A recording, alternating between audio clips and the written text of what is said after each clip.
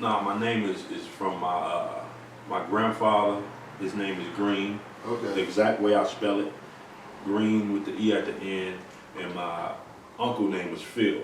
Okay. So I put them together. I wanted to have them, and that was my mother's side, my father's side. I wanted to incorporate them. They no longer with us. Okay. And, I was heavy in the woo. You know what I'm saying? Studying, studying the 120. I was heavy in the woo, and Philmoore's acronym. Philmoore Greene is an acronym that I live by. Place hatred and instigate his last, make obstacles very effortless. PHILMORE. Place hatred, you know what I mean? Yeah. And green, grow righteously every day, expect nothing equal. That means if you place the hatred and the instigators and the naysayers last, it makes whatever's in front of you more effortless, because you can't run the marathon and run the race looking backwards. You run looking backwards, what you gonna do? You're gonna trip. Yeah. So you don't wanna do that. You just wanna keep that vision forward and keep going. If you grow righteously every day, expect nothing equal, that means you can teach yourself something new every day. Something new every day, significant. And if you expect nothing equal, you can't stay the same, you can't be stagnant, you can't go down, you can only go up. You know what I'm saying? So that's what it is.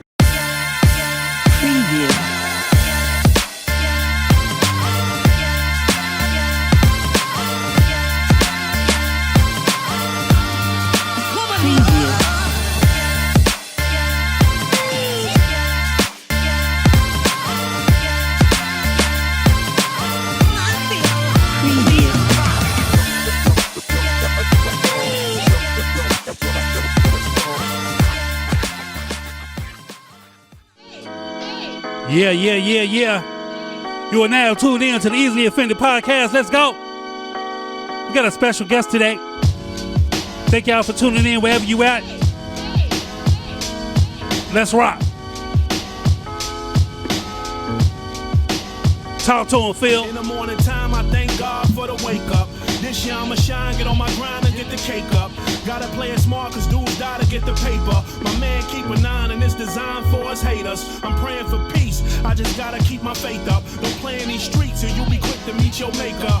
Early morning dice games, gotta keep it safe. Granny stressing, cause any given day you'll see the exit. This here's the essence. I'm thankful for my babies, they the blessings. I do it all to never see them stressing. Gotta keep them safe and out the way, cause niggas wild westin'. And bullets got no discretion, no names. I had to let that verse play. Yeah, man, this shit hard. Family members got bad habits. You don't even want to say nothing. You don't want to interrupt. You just want to let it breathe. You know what I'm saying? Through spirit, he gave us sunlight.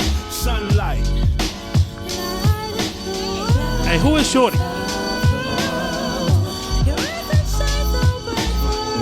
That's Black Kelly, my homie Neat. Okay. Ex-wife. I was about to say back the track back a little bit. You can actually hear. Yeah. Let me see. I forgot one of my joints. Just feeling the music so much, you just want to blast that shit. You know what I'm saying? You know what I'm saying? This is my other joint. Oh yeah. This sample is so soulful. Yeah, we actually changed these beats. This ain't the beat we rap.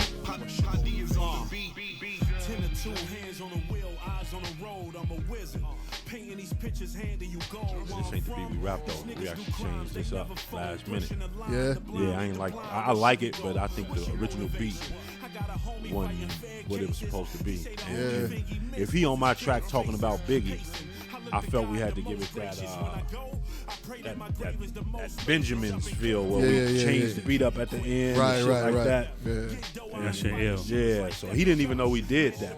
Oh, word. He didn't rap to that beat. Like, we synced that motherfucker up on BPMs. No shit. Where it's supposed to be. Yeah, he didn't even know we did that. We told him, you know what I'm saying? That shit came out dope. Yeah, that was amazing. Dope. When that beat switched? Yeah, we matched that shit up well. Yeah, that's dope. That's a little fun fact. No, so he ain't recorded that shit. He recorded that. Yeah. He don't like doing that. You know, he probably won't like me saying that shit, but he recorded that. He recorded that beat. As y'all, shout out to Sky Zoo. Shout out to Sky. Shout out, man. Hey, man, we here, man. Yeah, we in the building. Congrats to Sky too. By the time this come out, it'll be open. Yo. Welcome to Easily Offended Podcast. What episode is this right now? Shit, technically it's 23. 23? Yeah, All right, 23. We Jordan, here, the man. Jordan episode. You know what I'm saying? This is the Hey, Jordan Chicago. episode. Oh man, it's special. It's special right here. Jordan episode. How motherfucking fitting? That's crazy. How fitting? The Jordan episode. We could have been done this. That's though. going to be the name of the episode. We're going to name But that it means Jordan it was episode. supposed to happen now. Exactly. That's all that is. That's Jordan confirmation. episode. Man, that's heavy. crazy. What's heavy. going on, man? How was your week, man? My week was great. Bunch of ripping and running, as my grandma liked to say. You know, just moving around, man. Getting ready to put this album out. Getting ready to prepare for the second single. Wait, you know what? I didn't even introduce you. While y'all let's out there do in the it. world, this voice that y'all not usually hearing is my partner, Philmoore Greene, definitely in the building. Yes, He sir. has 3 albums out. He is from the west side of Chicago. Yes, sir. You know what I'm saying? So Number he is four, definitely number 4 coming very soon. right. So Well, you know, no, when this drops, number 4 will be here. Yeah. Yeah. So we got to talk like it's out already. Exactly. Yeah. Proper context, man. Right, Proper right, context. Right. So yeah, number four is out. Right. Cost of living. Apollo Brown, Philmoore Greene is out. You know, Yes, sir. Yes, sir. Yes, Yes, sir. sir. Yeah. yeah. How was your week, Will? Hey, man, everything was good, bro. You know what I'm saying? Working, chilling, laying low. Okay. Staying the fuck out the way. The best way. Hey, man. Per usual. The best way. Per Yeah. usual. The best way. This weather's changing up on us. Yeah, man. It's getting beautiful, that though, fall man. time. It's The best weather. Yeah. The fall is the best season, man. This one you got to bring out those R&B jackets. The R&B jackets. You see me pulling up on my shit. Right. This is when you can really turn the heat off, turn the air off. You can let Yeah. some natural air in, and don't Exactly. have to You know worry what about I'm being too hot or cold. Yeah, Pause. and get a break off that motherfucking comment and that Exactly. gas Yeah. bill Yeah. simultaneously. Yeah. Right. The one little sweet spot. Another 6 months, 6 weeks though. It's a yeah, different that's story. right. Oh, Six- that's- yeah, different yeah. story. Different story. Shit, may even be 2 weeks, man. You know, fucking around Fucking with Chicago. Chicago. Yeah, you know. Yeah, man. Once you Crazy. hit November, nigga, you know what I'm saying? It's fair game. No holds barred. Fair game Mother- for anything. Mother Nature is, man, be Everything is putting crazy. the flu flops on motherfuckers out here. It's like 70 degrees one day, 40 the next. 3 seasons in one day, baby. One day. and the Hulk Real. is out. Out there. Not quite yet, but he coming. You can, you know what I'm saying? You can Motherfucker feel He it. coming. Yeah, you. I felt him shake my car early when I was driving.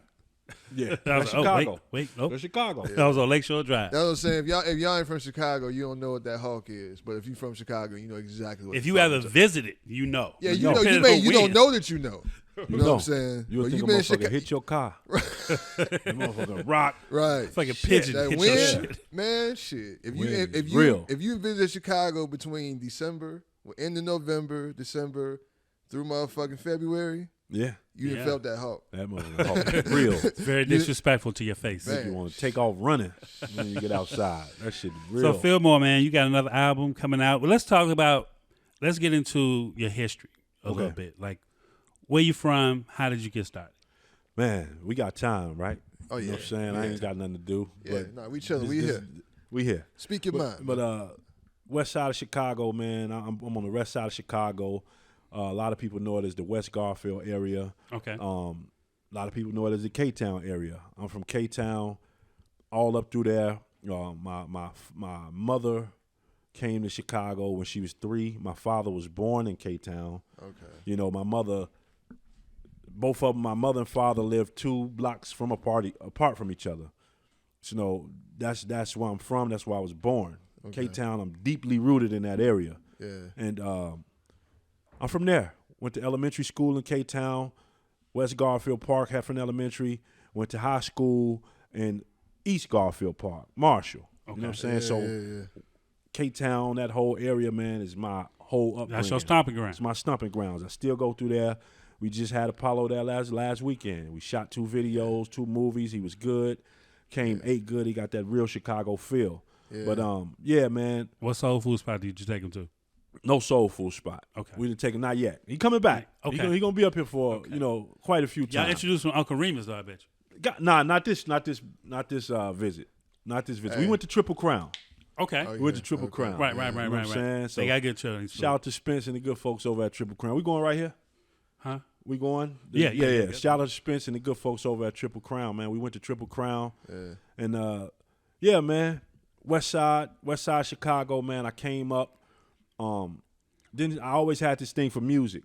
Always had this thing for music. You know, my aunts used to play music in the crib. When I was like 8 years old, my grandmother would leave and go to her studies. She's a devout Jehovah's Witness. Okay. So she would leave and go to her studies. We couldn't play her when she was there, so they would wait until she leave, and they would just blast the music all over the crib for that time period she was gone. Okay. Blasting it. So me and my little cousin, we would hear it all the time. Every night or every time she left, they would blast that music. And we heard everything from fucking Meatloaf to Duran Duran to Tupac to Luke and the 2 Live Crew. We heard everything. You know, my aunts had a wide range for music. And it was in the 80s, man. That was a good time for that. That was a good time. No, I'm in the 90s. I came up in the 90s, early 2000s. Okay. You know what I'm saying? But they were in the 80s, but 90s, early 2000s, they was getting up on that golden era hip hop. Yeah. My aunt Diane, she had like a wide palette of music. Yeah. She listened to rock. She listened to goddamn alternative. Yeah. And we would hear that shit. We would hear it. And my Aunt Michelle used to play the music throughout the crib and everything. God rest her soul. And that's when I heard the golden era.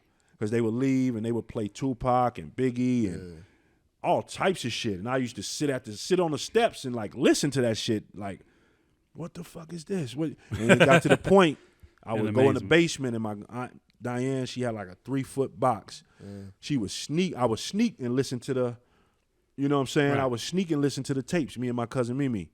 We would sneak and listen to the music. And that grew from me loving it to wanting to get it on my own. Yeah. One thing led to another. I would go down. I told you my parents 2 blocks from each other. Yeah. I would go down to my grandmother's crib on my pop's side. Yeah. And my cousin, you know, I call her my sister, but my cousin Z, she would freestyle all the time. Okay. And this is as we got older. She would freestyle all the time, and I started spending more time with her. And at the end of the day, we would go to my grandmother's basement. She would have her homegirls from Westinghouse, another Westside school. Right. Yeah, we would go down in the basement. They would freestyle, and I just started getting in it. You know what I'm saying? 13 years old. 13. Okay. I would start getting in it, trying to freestyle. Shit was horrible. And I started living with my Aunt Tammy and my sister Brittany and Z. Started living with them. And out south, 96 in Genoa. Not where we are now. Right. Yeah. But it was 96 in Genoa. Over east. Yeah. I wrote my first rhyme. So I wrote my first rhyme at 13, and I just started toying with it more. And as I got older, you know, me and my cousin Easy, we would battle our homies from Fifth City in the lunchroom. Yeah, okay. We would do that in the lunchroom, and then when I graduated, the classic. Yeah, that was my man Stavane. Yeah. He would bang on the tables, any beat you want. He'll do it with the. It was always that one dude. He was the guy. He was your guy. He was the guy. Like, play this shit. I'm finna kill these. He finna hit that 1 in a million Aaliyah beat like. He'll do it, and it sounds just like it. Play. Hit that for me. I'm finna rap to that. So we'll rap to my homies from Fifth City. They'll come back, and you know what I mean. And that led to, you know, me getting introduced to the studios. I met my homies from the town. Shout out to my Off the Block crew. You know, they all, you know, I met them, connected with them, and they introduced me to the studio aspect of it. How to go to the studio and record and do what I do in the studio. My brother Shay, I'm doing a lot of name dropping because these people deserve their flowers. Yeah, that's my nigga Shay. That's Shay. Shay. That's who put me on to you. Shay, my man. You know, shout out to Shay Dilla. Shay was like, yo, I got this dude. Because he knew. You know, he knew who my brother was, and he knew that. Y'all had a label back in the day. Off the Block. Off the Block, I was finna get into that. You know what I'm saying? Shay, my dude, man. Shay, my big brother. Shout out to Shay, man. Shout out to Shay. Shay Dilla the kid. Shay D.I. the kid. Shay, my big brother, man. We didn't. This is my big brother, man. Me and that dude cried together. You know what I'm saying? That's my big brother. He taught me song format. He taught me how to count bars. He taught me how to write a record.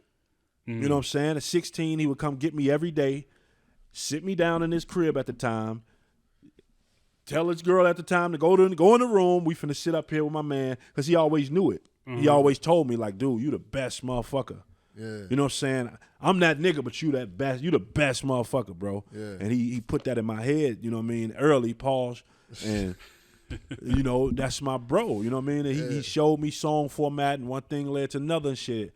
I started writing records. We started going to the studio with the Off the Block crew. We was the first crew, and I'm going to say this on camera. Off the Block was the first crew in Chicago to have merch and to sell merch and to move independently. You know what I'm saying? On some... The Chicago, nigga! Hit it one more time for me, bro. You know, the Chicago, bro. We was the first indie label to have merch. The dude that created Mesquite. Remember that? Remember that? Right. Yeah. We were getting shirts made from him.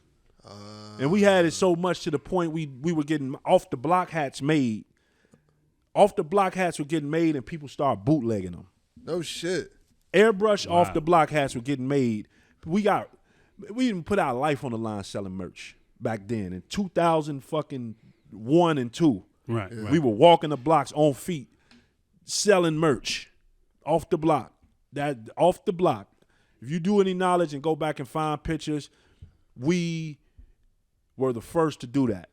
The merch game. That was dope shit. So y'all was cool with Cam back then too, right? Cam came to K-Town. That's how the shit led to, getting the merch from the cat that made Mesquite. Like, so that's how that connection was made. Yeah, okay. we met him, and I didn't meet him. My brother Duke. My brother Duke connected with Cam. Okay. Duke and Ike connected with Cam, and Cam was on the west side. He saw some Westside players, Chicago, man. Yeah. looking for a bus down. Real shit. Right, yeah. Real shit. We used to go to Dipset weekend in Cincinnati all the time and shit. Rest in peace, my brother Frilly Frog. Cam wanted to sign Frilly, you know, and I was around Frilly. I was with Frilly the night before he passed away. You know what I'm saying? So we gonna get into the story, but I start, and I'm leading up to that. You know what I mean? And I started, off the block. It was like rap boot camp. We would go to the studio. Whoever had the most songs, you get in the booth the most. Okay. If you ain't had the most songs, you had 2 songs, you're going to do your 2, you're going to sit out and watch everybody else. And that made niggas go back and write for the next week. You know what I'm saying? We get the studio time, go back in there.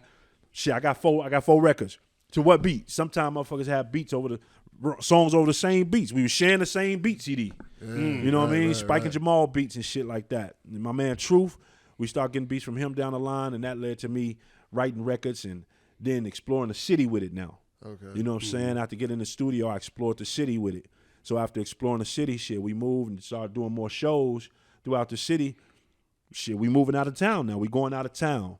And Duke met Cam. We formed off the block. We been had that. And it was a point in time, man, we was going to be Dipset Midwest. Oh, shit. You know what I'm saying? This is off the block. This is Cam when Paid in Full was out. Yeah. Oh, yeah, classic. So you can tell, like, the magnitude Oh, of... yeah. Nah, Cam he's still that nigga, but that was at Still the that height of Cam's popularity. Yeah. This is like not long after Oh Boy came out. Not long. Dipset changed the game. Dipset changed the game. Like, they changed the way niggas did that shit. You know what I'm saying? And they had the heat makers. Yeah, like, bro. Cam, Dipset dominated hip-hop for at least like 3 years. The drill rappers today... Oh, yeah. That Chief Keef era, right?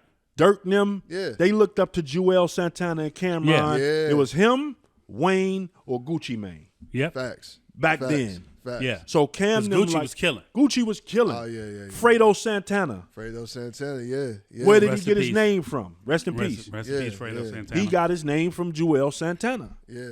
He's on record saying that. You know what I'm saying? So we were with these guys, you know what I'm saying? And I was young back then, and I really wasn't as good as I am now on the mic, but I was still honing my skills.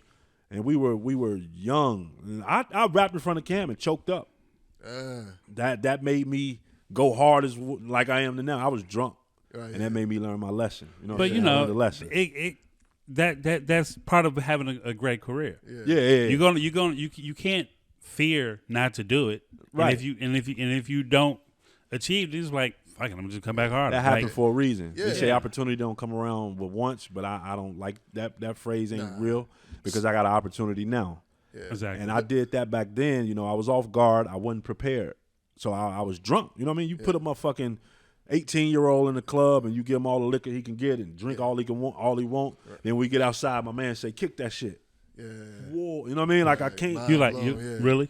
I couldn't. That look like I couldn't. Fam. So Really? it was, that was my learning experience, bro. So now before every show, I don't drink before shows. Okay. I barely drink during the interview. We got tea right here. You know what I'm saying? Right. Tea We and on H2O. our tea game. I Sober. I will drink, but you know what I mean? I keep it to a minimum. Before show, I take a shot, but that made me learn.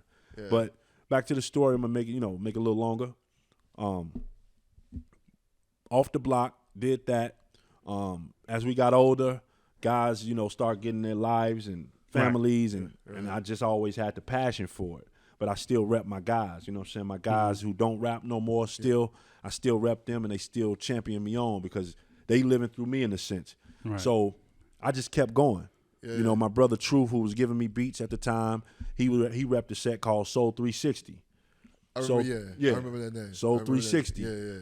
Truth the Beast, Joe Glass and I Rock, and my business partner, who's my business partner today, Chuck.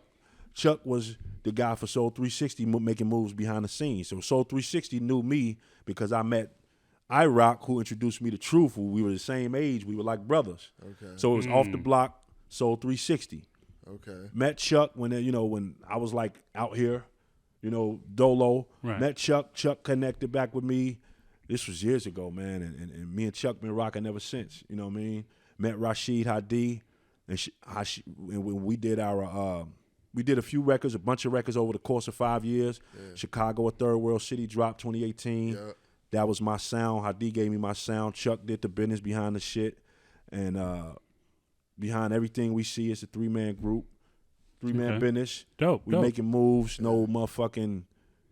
Well, we got that now. You know what I'm saying? Shout out to Mellow Music Group. Yes. You know what I'm saying? I want to ask you, man, because you just talked about like you've been doing this for a long time. A long time, bro. So I was 13. Yeah, you said I think I saw like you was on Beers and Bars. You was talking about like the first time you went to the studio you was 18. I was 18. You was 18. I was 18.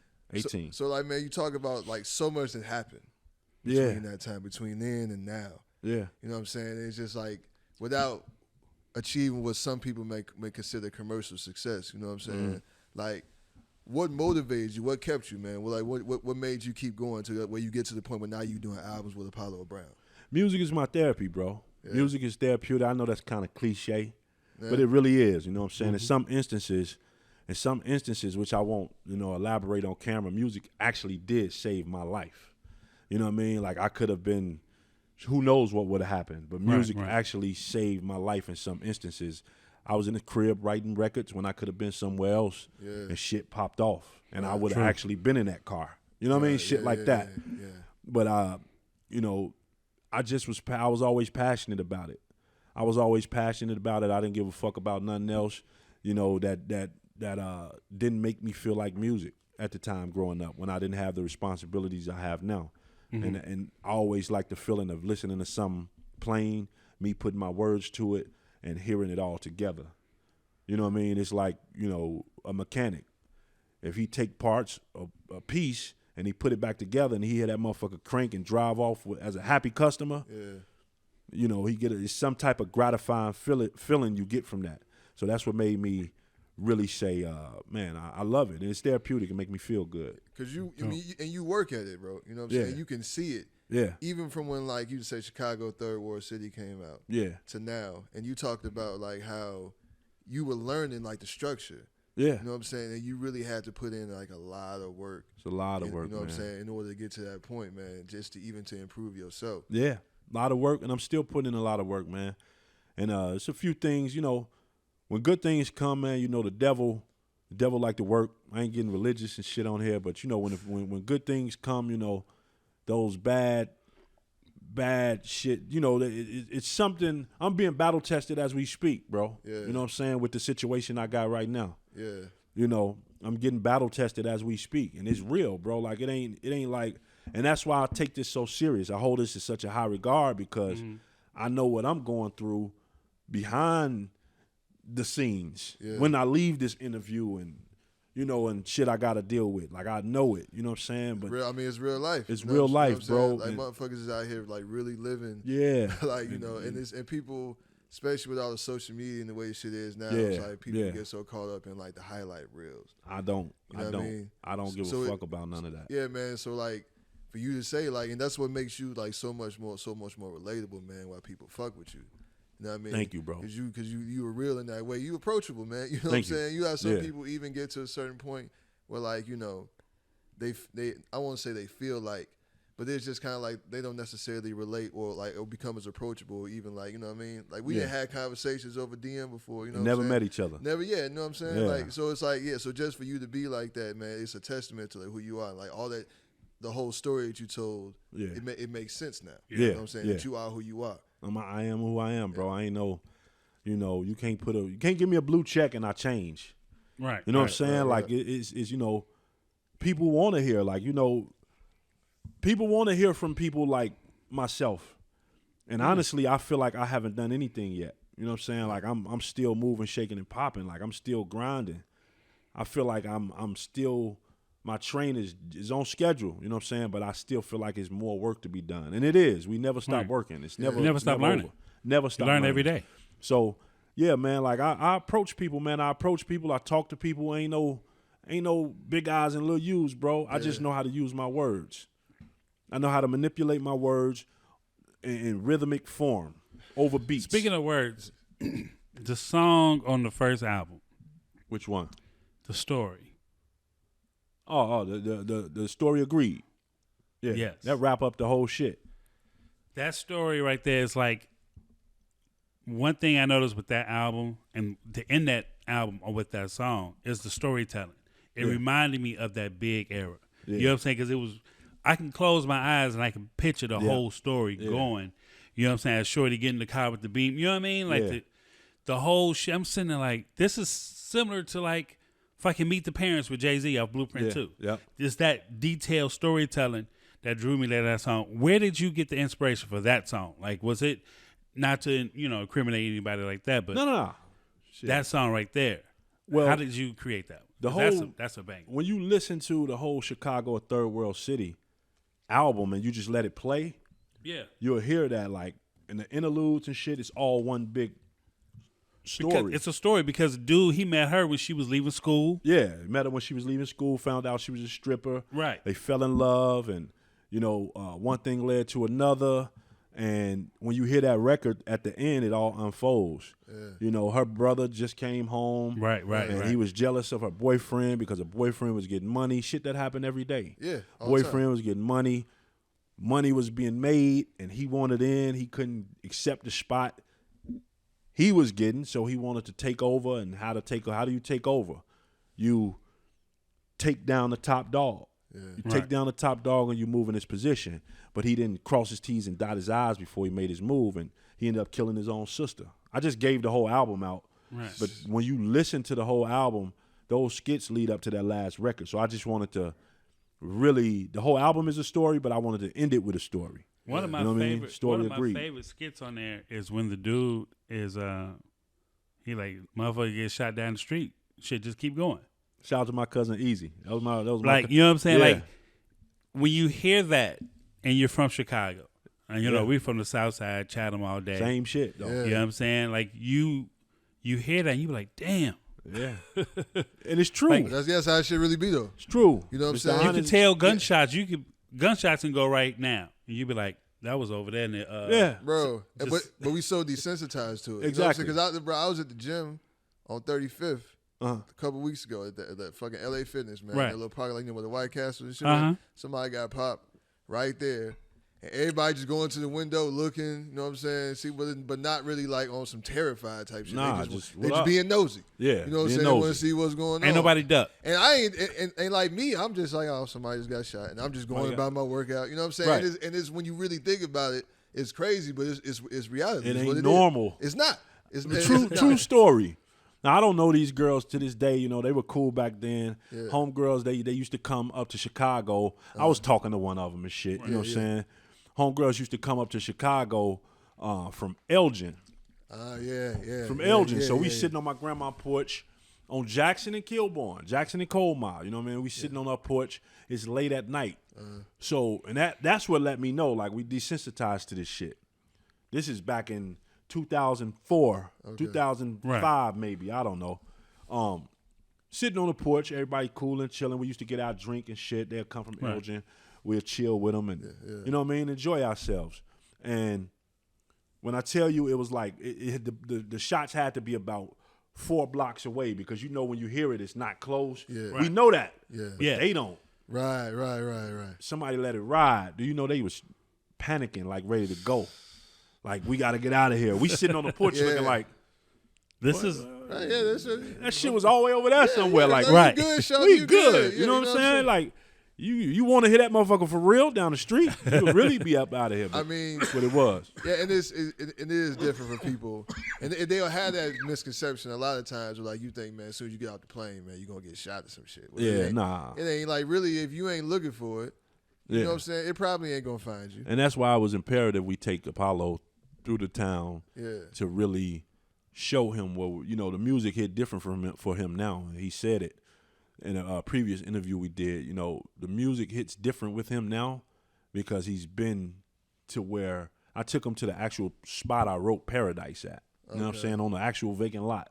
So it hit different. You know what I mean? Like it's great we brought him to the hood.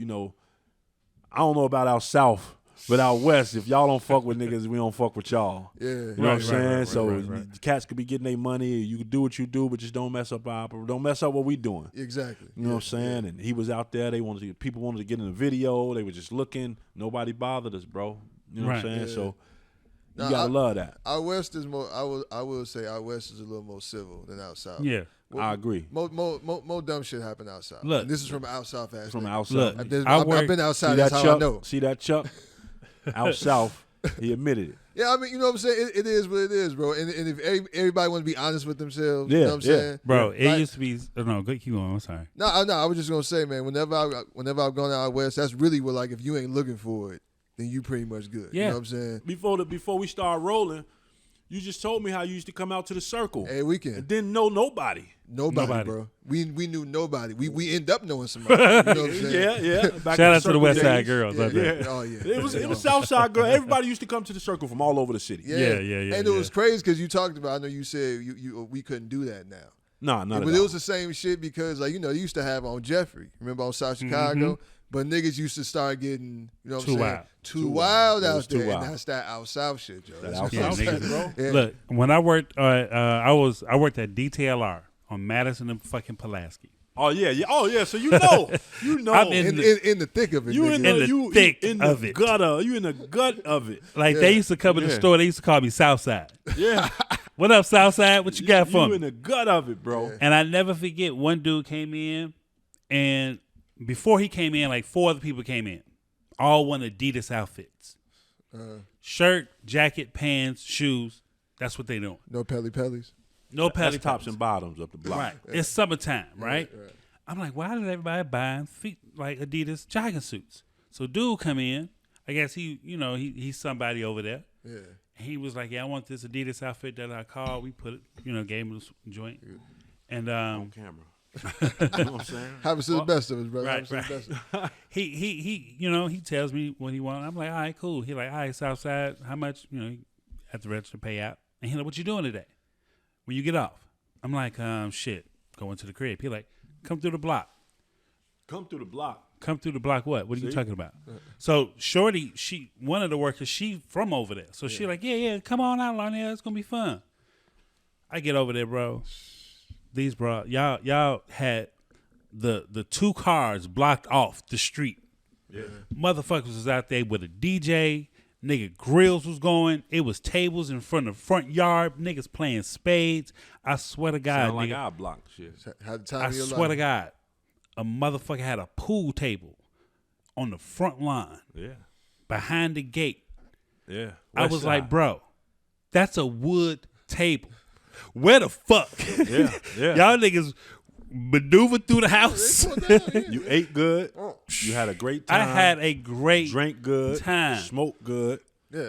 Nobody bothered you. Nothing. Shout out to the South Side though, but Nothing. we Shout out to the players, West man. Side, We man. some players, bro. You ain't know West nobody Side- out there. West Side, I've never had a bad experience on the West Side. You didn't know anybody out there but homie, and didn't know homie that invited you. I really didn't. I just knew he come in the store like 3 or 4 times a week. I'm like, oh, okay, what up, bro? And we'll chop it up. Right. But he was like, man, Southside, come hang out. Everybody on the block had Adidas. It was an Adidas party. Damn. The whole block was Adidas. Everybody, if they had either a shell toe or the whole outfit, See, chilling. Man, I was like, yo, this is wild. that was crazy. West Side. like late Beautiful time. 90, between like, I'll probably say like summer, like 99, 2000. Right. Didn't they have a Freaknik over there? No. What? The Chicago Free Nigga? What was that? Nah, that was like West Suburbs. I know what you're talking about, but it was like West Suburbs. That shit was out by like Brookfield or something. We had Nitro and shit though. Nitro. Yeah, Nitro. Nigga, Nitro? Yeah, I used to. My first time in Nitro, I got put out that motherfucker. I didn't know no better. I probably was 16 years old. Yeah, because you could be young as fuck going to Nitro. I used to be young as fuck going in there, man. Like, 16 years old. I've never been to Nitro. You ain't never been to Nitro? You never been. You never went to Nitro with us? Nope. Because you know what? It was always the same night me and Ferris was doing bi-level or the 50-yard line. But I'm talking about before, like, because, Nitro was open for a minute. I'm talking about... It was open, but I went to Nitro when I was in high school, bro. For those that don't know what Nitro is... Right. Sorry. We just get to a real Chicago ass conversation. Real Chicago. Nitro is a club from the ages of 16 to... Nigga, you probably some 30-year-old niggas in there. To 25. Right. It was 16 to 25. Yeah. 16 to 18, 16 to 21 to 20 is on one side, and if you cross the gate, 21 and over is on the other side. Right. This is kids and adults Partying in together. one club. And on Sunday nights, kids got to go to school the next morning. Sunday nights, the young girl, oh man, Wet I couldn't t-shirt vision contest. booty shaking contest. Wow. Yep. Nitro was known for that. Crazy. I've heard stories. Now I got put out my first time in Nitro. I just know. I don't know if it was wet t-shirt. I just know motherfuckers get up there wilding the fuck out, bro. Yeah, they used to be wild out. Doing all the time, man. Nitro was like to be that young, Solomon Gomorrah, to be 16, and that's what like it's funny. Like when niggas be talking about like all the shorties is wild now, nigga. Listen, in the 90s, bro, late 90s, early 2000s, bro, niggas was outside heavy. Like it was a lot of shit happening. A lot of shit. You know what I'm saying? You talk about like shit like Nitro, nigga. We the motherfucking the goddamn 50-yard line, nigga. The new 50. Listen, the new 50 nigga on 147. Yep. Yeah. Right off 147. Hosted. I don't know. I don't know. Oh no. So that's South Suburbs. When I tell you, I don't know. When I tell you, bro. Yeah. Me and Ferris, we had that motherfucker. These motherfuckers used to line up at fucking 8:30, 9 o'clock. They'll bring lawn chairs. That's crazy. And wait, nigga, our line used to be through the parking lot around to the second aisle. That's crazy. And this when niggas used to actually party, bro. Like not go outside and everybody be on their phone, everybody taking pictures. Niggas had cell phones where you could play like Snake. You play came to party. Yeah, niggas came to party. Niggas came to kick it. Everybody came out that motherfucker wet. Yeah, niggas sweating. Pause. Right, pause it. Yeah. Whoa. Pause. Yeah, got a little deep there. Oh. Nah, man, but that's Chicago and the rap, man. That's real talk, man. That's real talk, bro. Yeah. So, what you got? No, I was gonna say, man, like just try to steer the conversation back a little bit. Yeah, we got off into some other shit. Yeah. But no, so you were talking about like so you talked about Chicago, Third World City, and the story, right? Yeah. All your albums are pretty cohesive. Thank you. You know what I'm saying? Like you got like a central theme. Yeah. To them. You know what I'm saying? So it's like and I also so Knowledge is Power. Actually, you recorded that before. You sat on that one for a while. Yeah. Is that correct? Yeah, so Knowledge and Power we did when we finished it after the Retropolitan tour in 2019. Okay. You know, we were getting ready to put it out. Some of the songs in there were so powerful, man. We just was like, man, they gonna love this. You know, Manage Money, all that stuff, all the records on there, powerful. Bolo, everybody. And we had a theme, you know what I'm saying? Like Rashid do all the beats except one. Okay.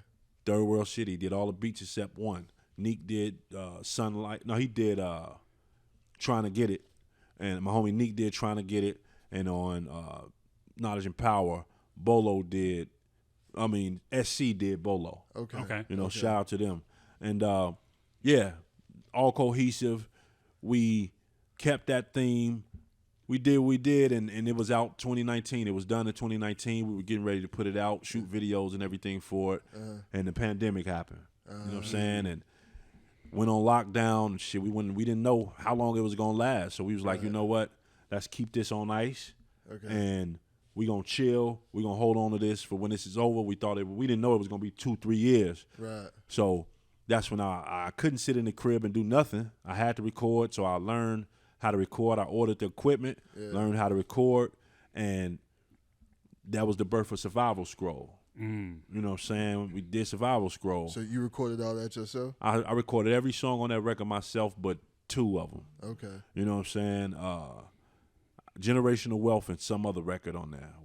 I did everything else myself in the kitchen, in the front room with the furnace going, all types of shit. Didn't know how to do it, but I did it. You know what I mean? And that's the Survival Scroll. I had to survive. One thing about that, because on the album, you have like these parentheses, right? You have like love, health, food, shelter, air, water, cool, and wealth. Yeah. That's not an acronym, is it? No? Nah, it's not an acronym, but they all, those are elements we need to survive. Yeah, for the Survival Scroll. The Survival Scroll, because we wrote it. We wrote it in times we needed to survive. And that's deep. Chuck. We were coming up with. We had another title for it. Yeah. But that didn't go through. My man who was gonna do the artwork, he didn't have the time. Okay. We just hit a brick wall with it, and it was like, you know what, like we're gonna revisit this sometime soon. Another project sometime down the line. Yeah. So he didn't have we went with another title, and Chuck actually had these in his phone. He told them to me, and I played around the idea. Because we sometimes we come up with the titles we come up with the titles together. Yeah. Chuck will sequence the records together. If he got a dope name to some, if ID got a dope name to a record, I'll run with that title. Shit, my homie Zeph, he named one of the records off Knowledge and Power. Okay. Restore the Feeling. I was like, hey, listen to this. What it sound like to you? He said, shit, Restore the Feeling. And that's what it was. So.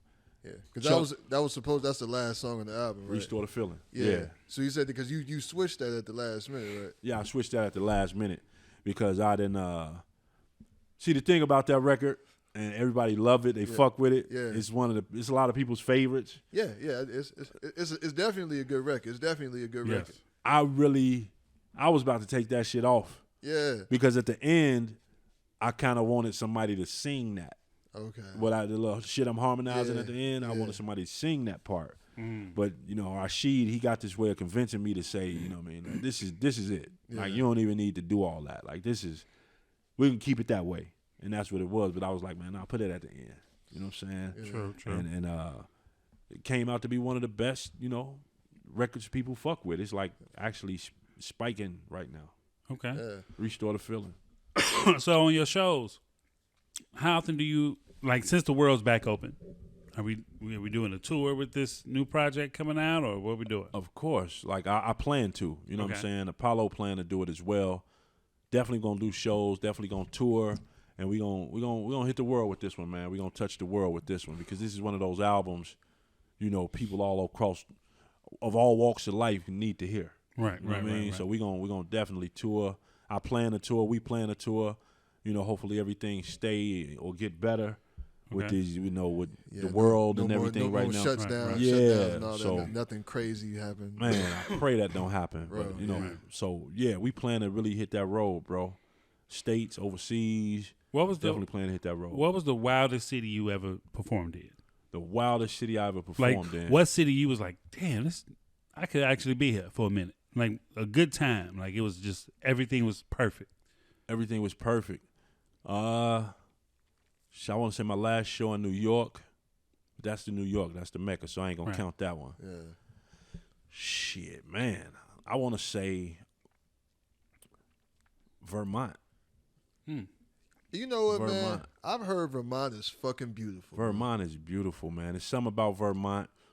It's just, I was just telling one of my homegirls on the way here. Shit, it's something about Vermont that's, it's so fucking beautiful, bro. It's like the people, they had this fresh look to that, because they all about nature. Yeah. You get the syrup out the fucking trees, and, we get there, get to a breakfast spot, they putting syrup in the coffee. You know what I'm saying?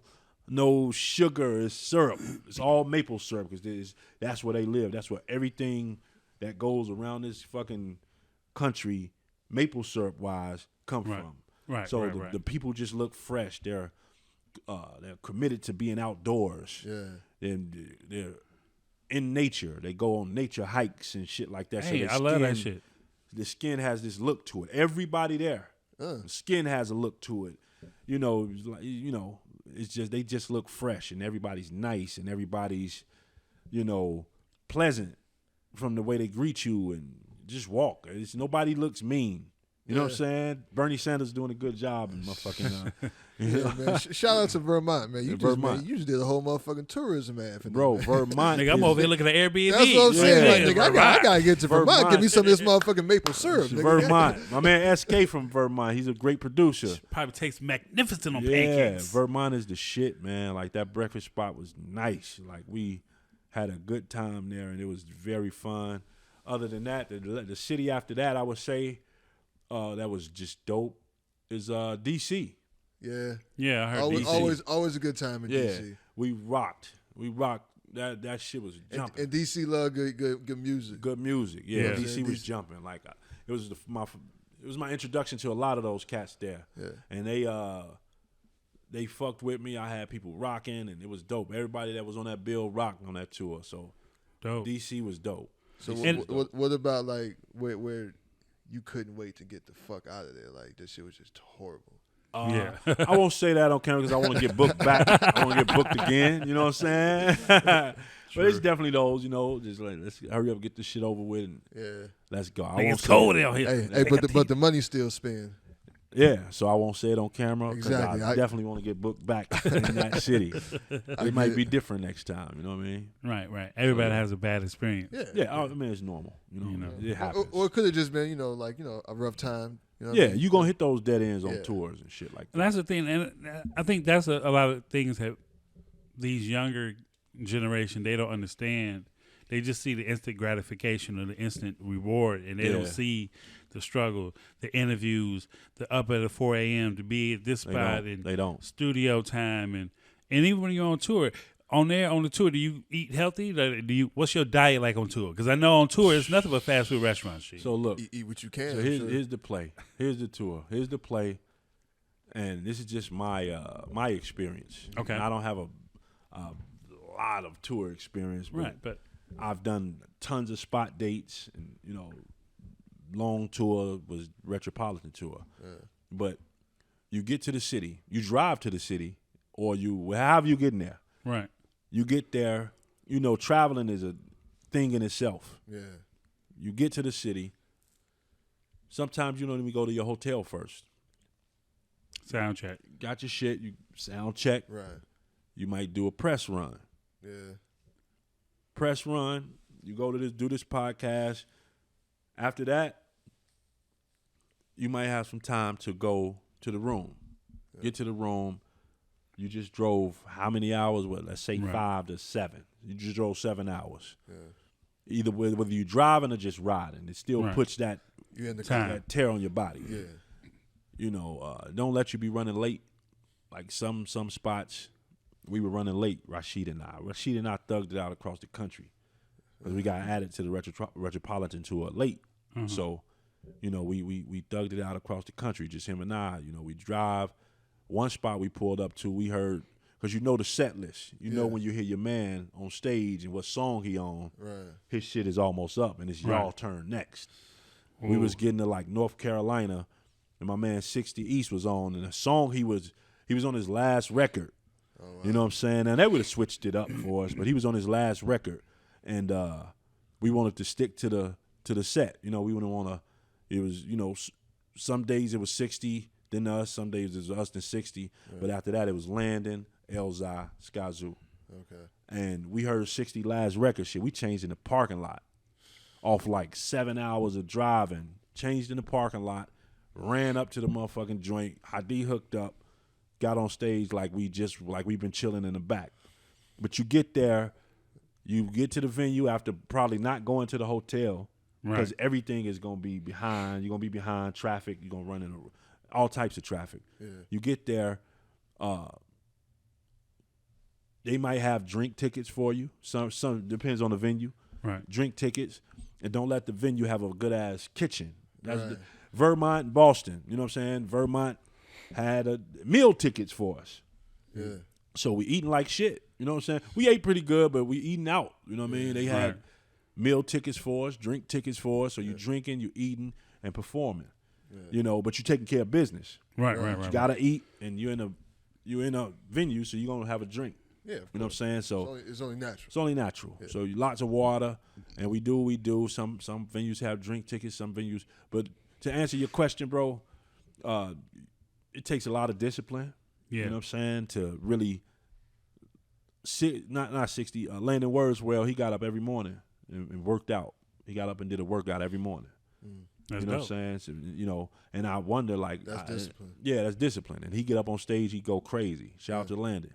He go crazy, energetic, you know, rapid flow. Yeah. He go crazy. You know what I'm saying? But he worked out every morning, and I see through the performance. But it could get unhealthy. Yeah, it could definitely get unhealthy. But the crazy part about it, we ate so unhealthy, we still lost weight because we moving around. It's not staying still. Sit in the car, we moving around, we running here, running there, we going on stage, running there. Afterwards, we go get food. You know, and then y'all driving. Then we driving. Next city, rinse and repeat. How many dates was there? 22 cities in 30 days. Jeez, that was dope. It was dope though. You know what I mean? Like, I wouldn't change it. It was a dope experience, and it, you know, it led up to other opportunities. Shout out to Sky Zoo for wanting to have us on there. Yeah. So speaking of opportunities, how did the opportunity come up for you to work with Apollo Brown, man? Like, how did this whole thing start? Well, his story's more. You know, he knew Rashid. He had he knows he has the utmost respect for Rashid. Okay. You know, fuck with Rashid heavy. Okay. And it was a point in time Rashid and I would have like 3 shows in like 2-3 weeks in Detroit. Okay. So we was back and forth. He had already heard Third World City. He reached out to me, told me he was a fan. He fucked with it. Same with, you know, Survival Scroll. Every album came out, he would hit me on the DM like, you know, I fuck with this one. Yeah. Knowledge and Power came out. Yeah, I fuck with this. I like this one better. Yeah. This is better than all of them to me. Knowledge and Power. So he would reach out to me, and then we went to do the shows in Detroit. He would come out to the shows, and I met him, and he obviously showed love to Rashid. They dapped. They, you know, laughed together. Them dudes, they're close. Right. You know what I'm saying? And he got the graces. That was some player shit. Yeah. He spoke to Rashid. He was like, man, do you mind if I work with your artist? You know, not like I'm some fucking 16-year-old. You know what I mean? Yeah. Do you mind if I work with your artist? He didn't want to make it seem like he was poaching. You know what I mean? Like, do you mind if I work with your artist, bro? Showing proper respect. Yeah, and proper respect, bro. He's a respectable guy. Yeah. And Rashid is a respectable guy as well. And he was like, what? Like damn near like you ain't even have to ask me. Right. You know what I'm saying? So Rashid, you know, he obviously he was like, well, go ahead. You know what I mean? That shit'll be dope. Yeah. Right. Rashid not that tight. Like, that's dope. Yeah. You know what I'm saying? Like he not that tight. But obviously, you know, he gave the good graces, and Apollo didn't reach out for the album just that. You know what I mean? That was in 19. Okay. So he was like, you know, I got a few more projects to do, you know, and I know what I want you on. I didn't know, but he was like, I got a few more things to do, and I'm going to be at you. And then last year, he was just like, man, you know, let's just make this classic. Yeah. Make this classic. I already spoke with Mike. He's down. You know, Mike had already knew who I was via Apollo. Okay. You know, Mike over at Mellow Music Group. Salute to Mike. The label's down. Let's do it. You know what I'm saying? Went, got the beats, came back home, locked in, wrote the album of my life, went back down, recorded that joint. We had 24 hours of studio time. I wrote 18 records. I memorized 15 of them. Went in the booth, recorded the first 6 hours. We had 24 hours to record 18 records. I recorded 10 records in 6 hours. Okay. No phone, no pen, no pad, everything memorized. So we got in there, I took care of business, you know what I'm saying? And came out like magic, you know what I'm saying? And we did that. We put that album together. We had some space for a photo shoot. Right. The end of the shit, we did the photo shoot, you know, and Apollo just showed us around, man. And he told me he's like a brother to me now. You know what I'm saying? Of course, he spoke with Sky about it. Yeah. You know what I'm saying? Sky gave the salute. Sky knew about it. He was holding the news. You know, I'm just blessed, man. I'm honored to work with these guys and call these guys my brothers. And Apollo reached out. You can't pay Apollo to, you know. Yeah. you can't just say, man, let's do a record. He got to want to work with you. Right. Because he's already well established in his shit. Yeah. So, yeah. No, like, Apollo's a legend in this shit. Yeah, like he's modest, you know what I'm saying? But he's a legend. He's legendary with this shit, man, you know. So he reached out, man, and we did it. We cut that record and shit. By the time you see this, it'll be out already. Yeah. Cost of Living, out everywhere right now on all DSPs via Mellow Music Group. You know what I'm saying? And that's what we doing. So what was the inspiration for this one? Like what? Because you posted something, I believe I saw you said you think that this album was gonna be studied. Yeah. Like you know what I'm saying, later on, man, just because I like how heavy it is in the content. It's like, so what was the inspiration? Like, why would you call it Cost of Living? Well, the whole album is about consequences. Okay. Really the consequences of living. What is the cost of living? Apollo gave me the beats, and he said, this is my interpretation of Chicago through beats. That's what he said. This is my interpretation of where you're from through beats, and all you got to do is paint the picture. Paint the picture. Okay. Paint the picture of where you from. So what I did, I took the shit home. I didn't even wait till I got home. Like, I started writing the album on the way back from Detroit. We was outside motherfucking the chicken spot downtown. Okay. Outside of that spot, Sweetwater. Chuck went in and grabbed the chicken. I let the beat play. I started writing the first record What on the was way that? home.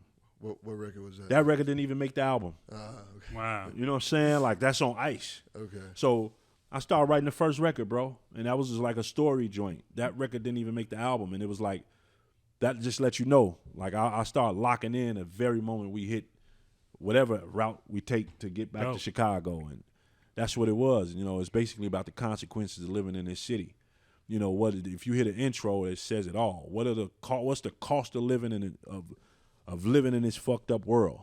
Yeah. You know what I'm saying? And I let it all out, man. Like, I talk about stories.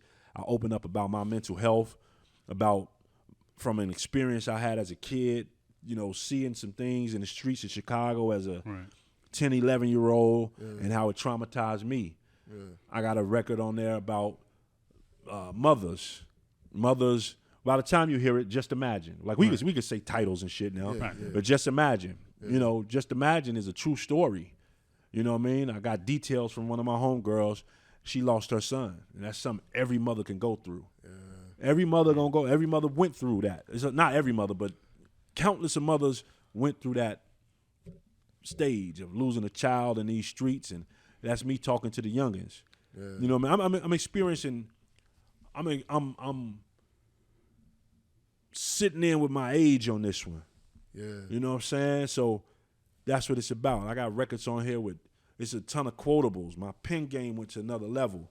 That's why I said it'd be studied. Talk your shit, fam. It did, bro. Like it you know, pen game went to another level, bro. You gotta tag some of that shit, bro.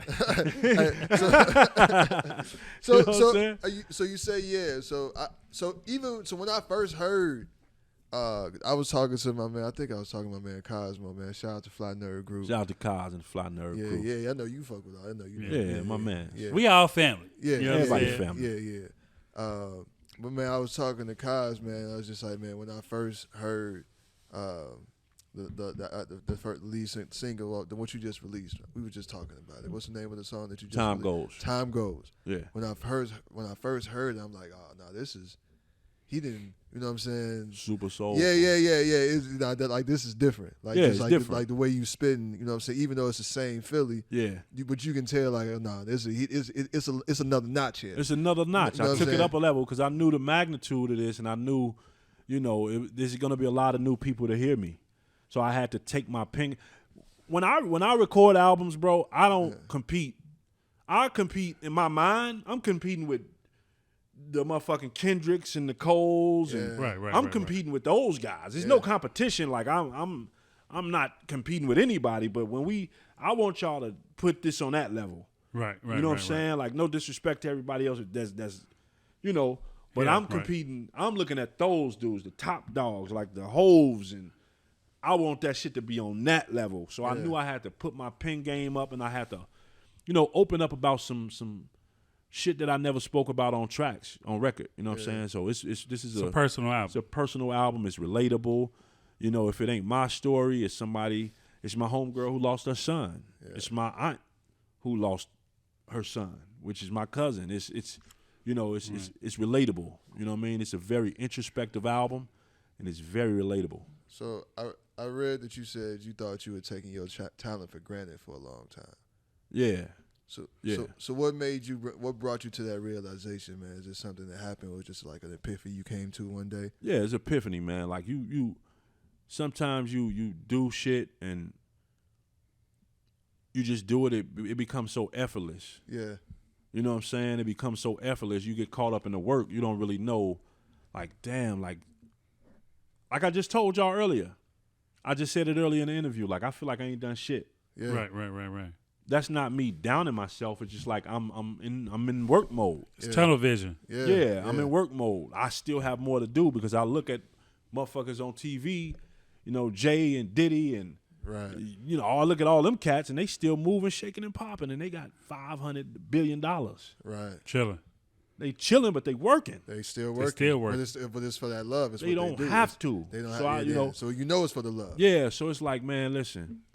I'm writing this shit. I'm doing this shit. People love me. People fuck with me. I've had instances where I'm out and people recognize me and they walk up to me like they'll do a Diddy or and it feel weird, but I'm like, damn, bro, like maybe we are onto something. I think, yeah. I think you might have a little something, bro. Yeah, bro. I can't say for sure. You know what I'm saying? But I think you may be on to just a little bit. Like, bro, man, maybe we are onto something, man. And I just had to snap out of it, bro. Like, I gotta. Now, I love music. I love the passion I get from it. But it's like, okay, let's really treat this golden. You know what I mean? Yeah. Treat this like it's golden, man. And you know, I said that loosely, like I took it for granted, because I don't take anything for granted. I really do understand I have a gift, and I'm able to make people feel certain ways when they hear my voice, and that's beautiful. You know, everybody don't have that. Nah. Some niggas have it, but they don't have it on that level. Yeah, you gotta work for that. How do you feel about Chicago music? Now, like, what do you feel about it? What do you feel the industry is? You know, because we've had a couple of things that's came out. Right. You know, a couple of people didn't think like Sosa was international, and we talked in a lot of. Sosa was global. Sosa's an icon. Exactly. He's an icon. Yeah. Exactly. Yeah. And Herbo cleared that up on Hot 97, and he was like, "No, like one thing about Chicago is that when you click up, you click up, but in Chicago between the rappers, it's a lot of clicks that's not really fucking with each other."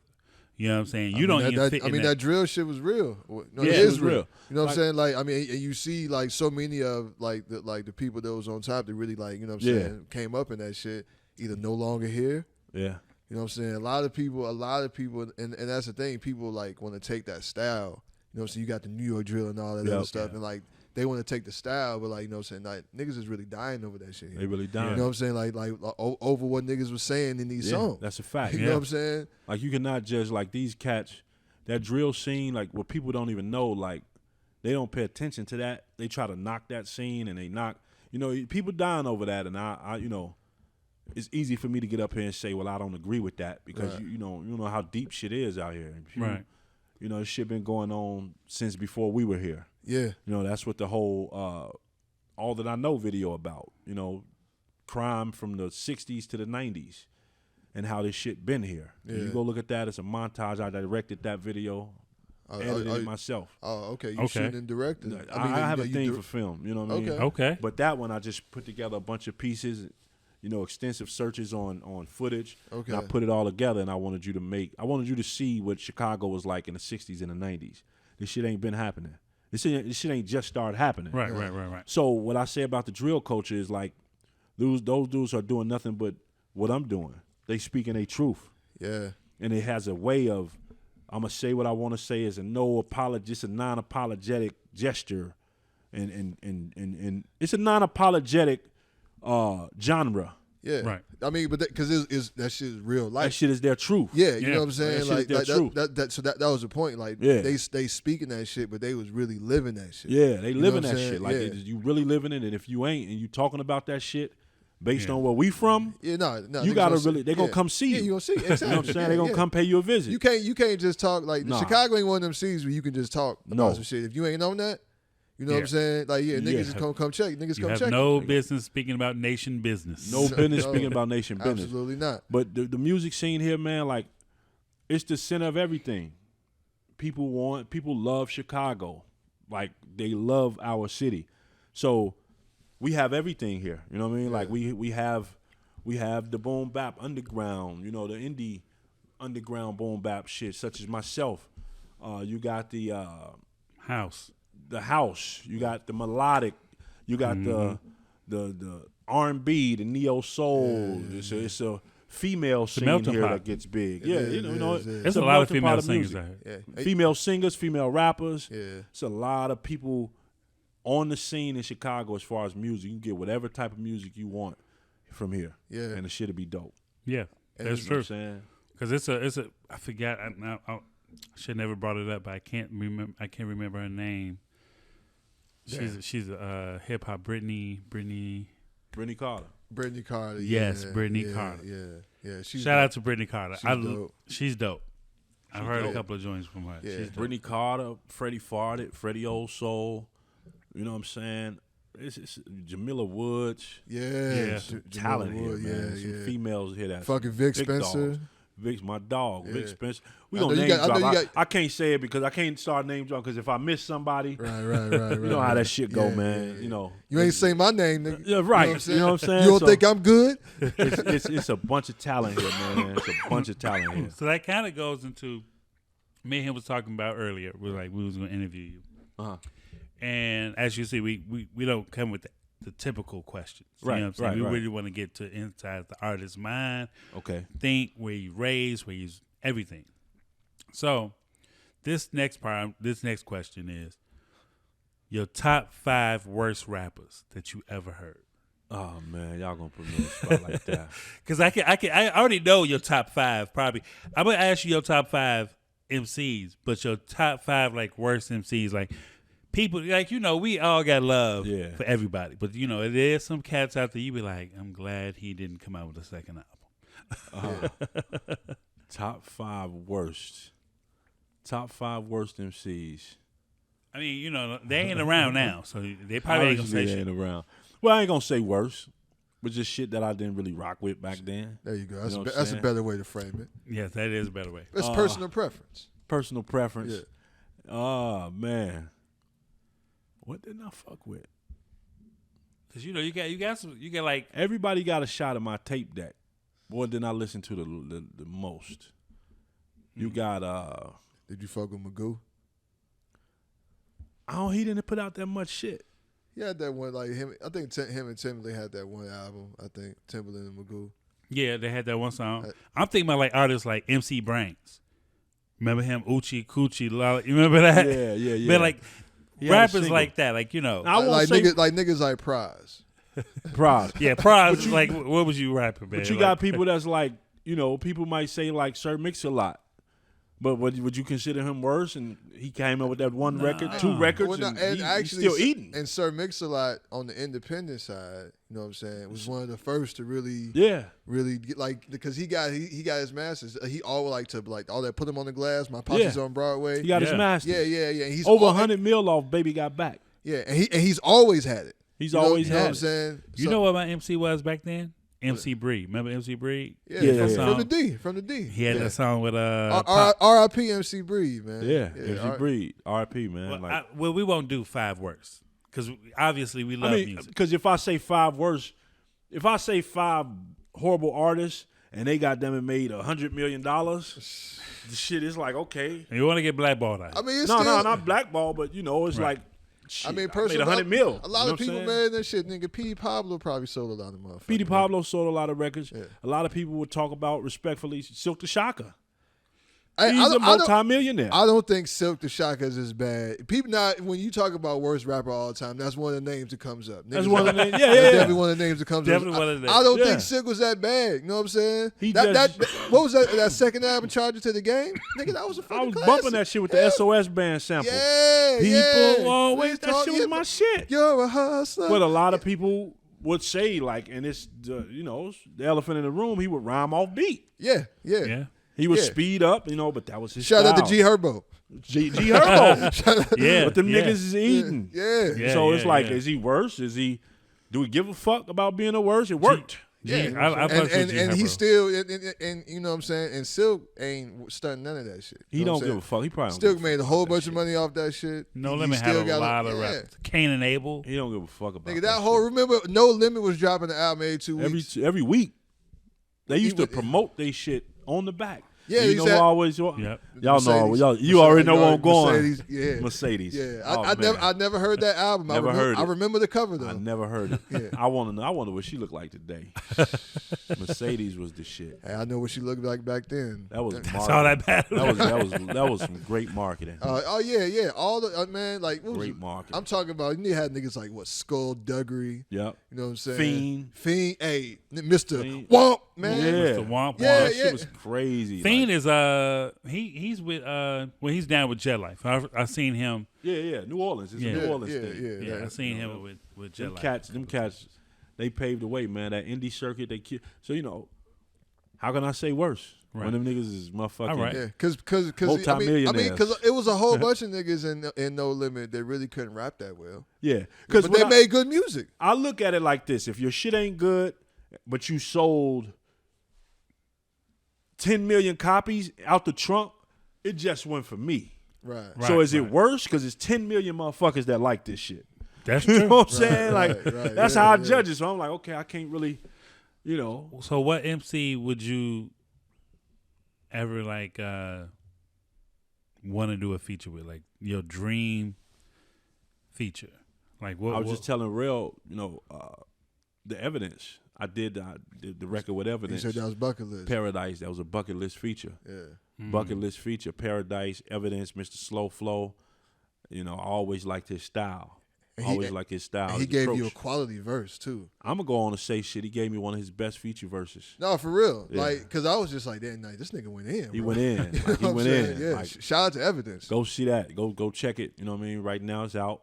Cost of living all streaming platforms. All streaming platforms. Apple. Yeah. Everyone. Everywhere. Anyone you can think of, nigga. Right now. So Evidence is he's one of my bucket list features.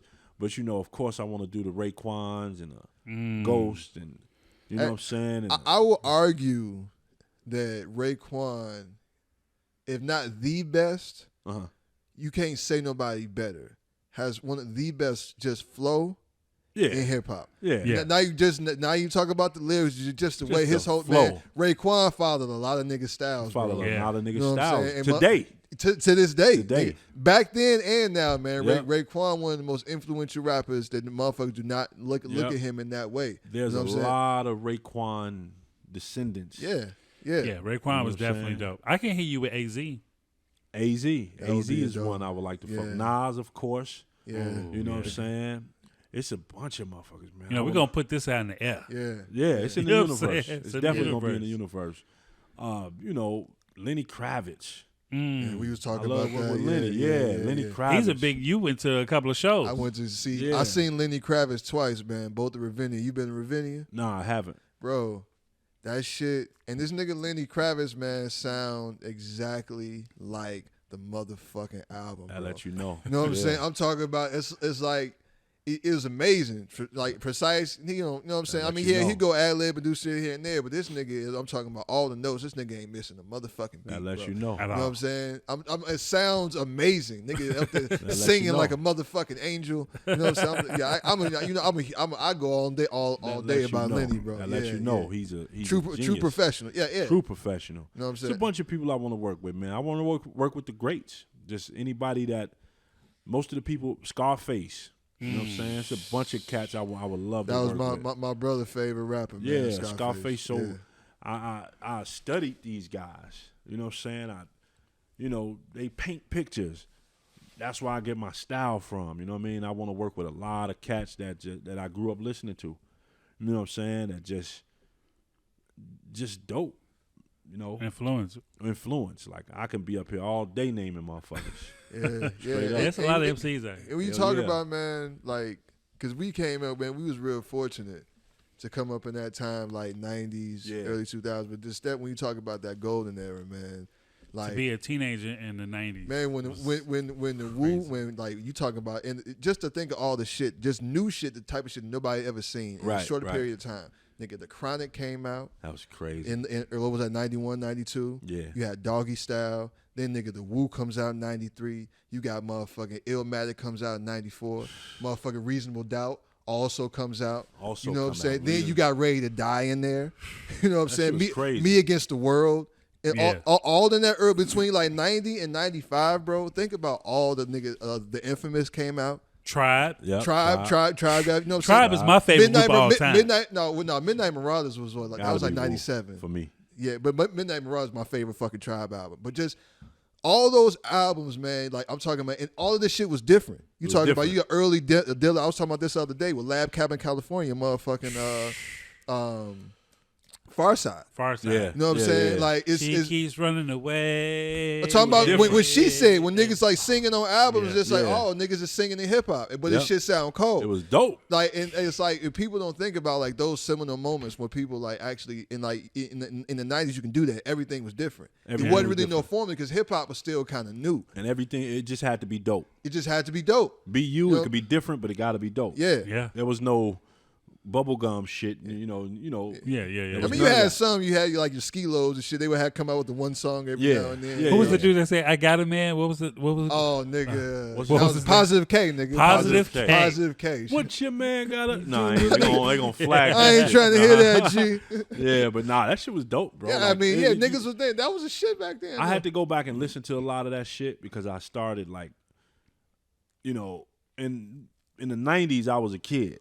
You know what I'm saying? 2000s and shit, when I was old enough, I went back, you know, late 90s and shit like that, when I was like a preteen and all that, I would go back and listen to that shit. And that's when, like, I always want to know, like, I didn't know what the feeling of when Illmatic dropped.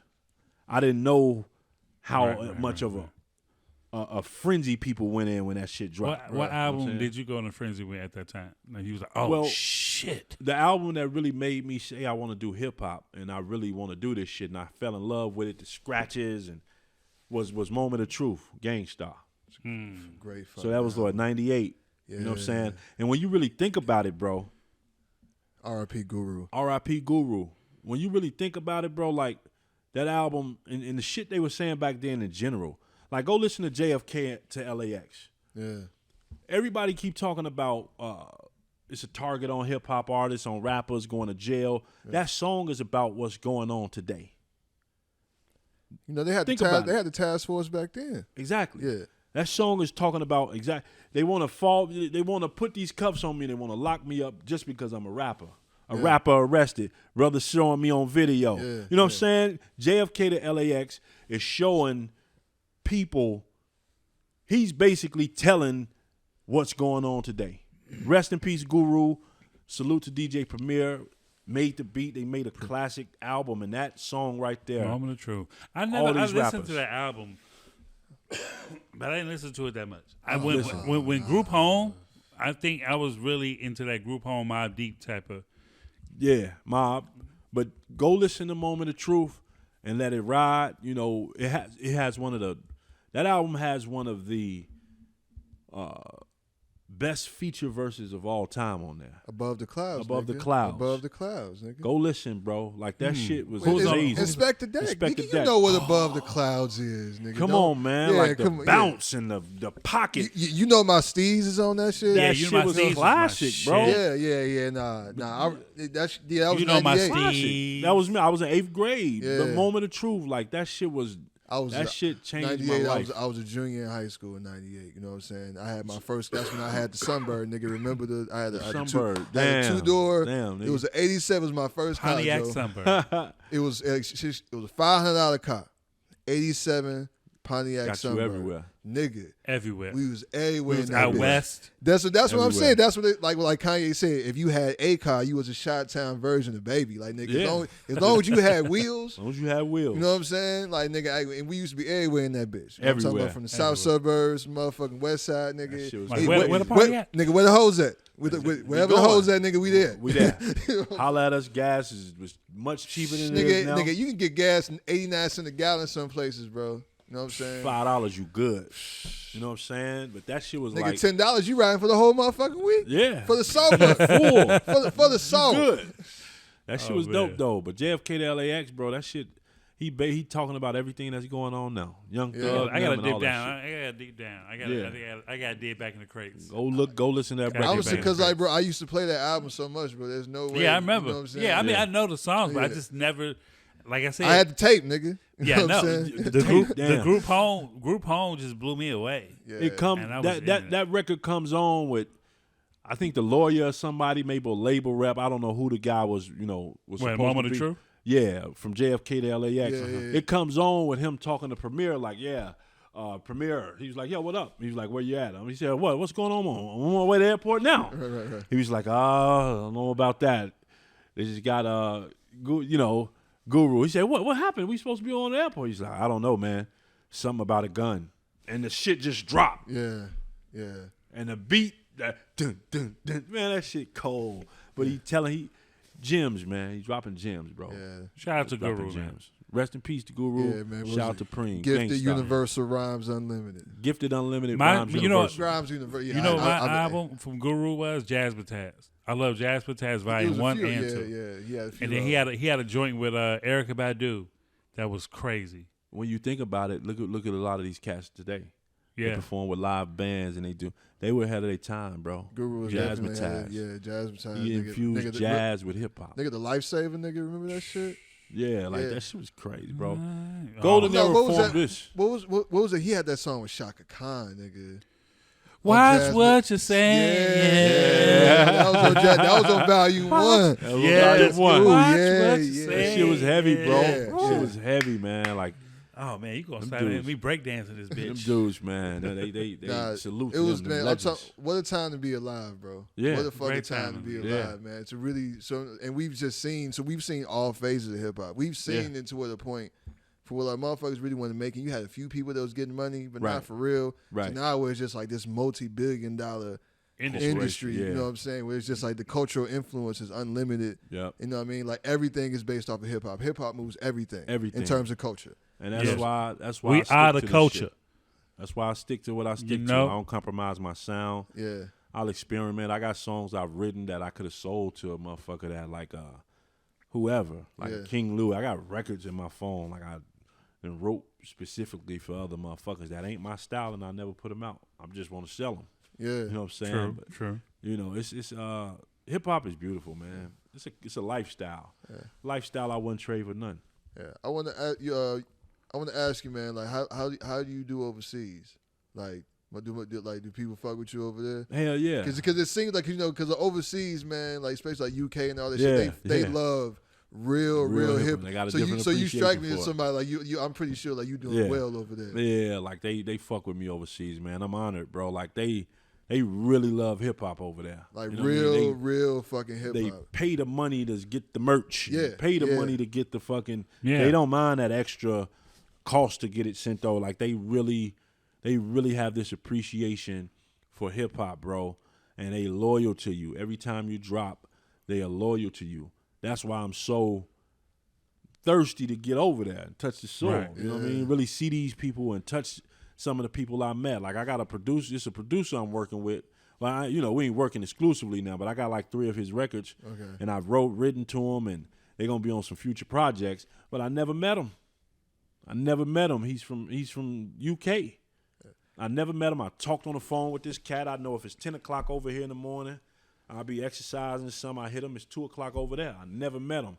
So get over there. I'm gonna meet him for the first time, and we they love hip hop over there, bro. That's They love dope. it. It's crazy how hip hop has connected people in that way. Yeah. I remember because that's My when- man Sir Charles. because that's how Foreign Exchange started. Yeah, with Nicolay and Fonte. Yeah, they didn't meet. They was doing that show over email, message boards and shit like exactly. that, right? Yeah, you know what I'm saying. Didn't meet each other until after they did the first That's album. so crazy. That's crazy, And bro. that first album, that Connected album, is classic. Classic. You know and what I'm saying? they went on that's a big part of both of their careers. That group. Foreign Exchange had a hell of a run. Hell of a run. It elevated run. both of them individually. If they go on tour, they can go on a world tour. Oh yeah, Right Definitely. now. as the Foreign Exchange. As a Foreign Exchange, Oh, bro. yeah. I saw them in person. Yeah, Hell of a show. Yeah, no, Hell of a that- show. I met me. I think he was with us. I think he was with me when we first seen Little Brother Oh yeah, at the Metro, nigga. at the. Yeah. That was at the Metro. The was at first the Metro. time we saw Little Brother, Right. that was at the And Metro. I'll I never got forget that Metro. shit. Classic, man. I Yeah, got classic venue, man. RIP Metro, nigga. RIP Metro Chicago. Metro's still open. No. I'm sorry. Double I'm door. sorry. That's why I'm saying it's the Double double door. door. Double door. Double door. I'm sorry. That's my mistake. So, that was a double. I The ran Metro is into- definitely still fucking open. I first the double met- door is closed. RIP to the double door. Right. I ran into them. I got them to sign a T-shirt. Shout out to my cousin Muhammad. He was doing these T-shirts with the album covers. Yeah. So I got the classic Stevie Wonder album cover, and I got Fonte, Pooh, and Ninth Wonder sign it. Huh. Right. So then, about 2 years ago, me and my lady, we go to Denver, and Little Brother's there. Right. So I'm like, I gotta get a picture with these niggas. Have to. And I brought the T-shirt. Oh, mind you, before then, I met Ninth Wonder at Promontory. So he signed the T-shirt again. Right. So I had two Ninth Wonders. And when I met them in Denver, I was waiting. I was a fan, bro. Like Right. I went outside. I left. I'm hollering at the security guards like, yo, I'm telling them the whole script. Like, look, I met these niggas like 10 years ago. I got this T-shirt. They got to sign it. That was You know long. That was Right. longer than Gotta 10 get years it ago signed. too. Right. You know what I'm saying? That was damn near So- 20 years ago now. Man. So, long story short, I go back. I get a chance to meet them. All love. Little Brother's one of my favorite groups. Yeah, they dope. And I think, artists in that lane don't get a lot of love and appreciation as the way they do. Yeah. You know what I'm saying? Like, They don't know Little Brother really ushered in hip hop on the internet. Oh yeah, because when that listening. Yeah, they're like the first internet group, hip hop group to break on the internet. Like Yeah. the motherfuckers really ushered in yeah. hip hop on the internet. The motherfucking Drake, No Fonte and all them guys. Like they worked, you know what I'm saying? Yeah, Fonte and Rapper Pooh and Knife.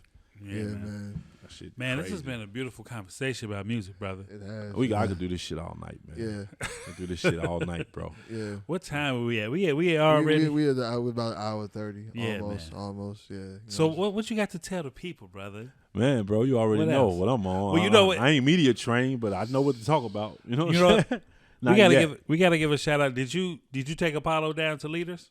Of course. Okay. Yeah, gotta Apollo know. went down to Leaders. Shout out to my Leaders fan, bro. Man, Good folks over we down just at wrapped Leaders, up an man. interview with Diego. That's the OG. You know what I'm Yeah, saying? OG OG mentor. speaks. yeah, You know what I'm yeah. saying? Make sure y'all check that on YouTube. Yeah. Diego blessed us with a good interview. man. Yeah, Diego's Shout- OG. Yeah, shout out to Diego, man. Big Diego Ross. Big Diego Ross. Yeah, Gonna get you man. fucked up. You take a few shots. Oh, So you gonna yeah. drink some shit you ain't never heard of. Oh, Yeah. and he gonna tell you all about it. He gonna explain it to you. He gonna tell you Yeah. what country this comes from. You know He's what like, I'm man, you want a He's shot? quick saying? Yeah. Oh man, Philmoore. You know what I'm saying? it's been times I've walked in there just to get a T-shirt and be in there for 6 hours.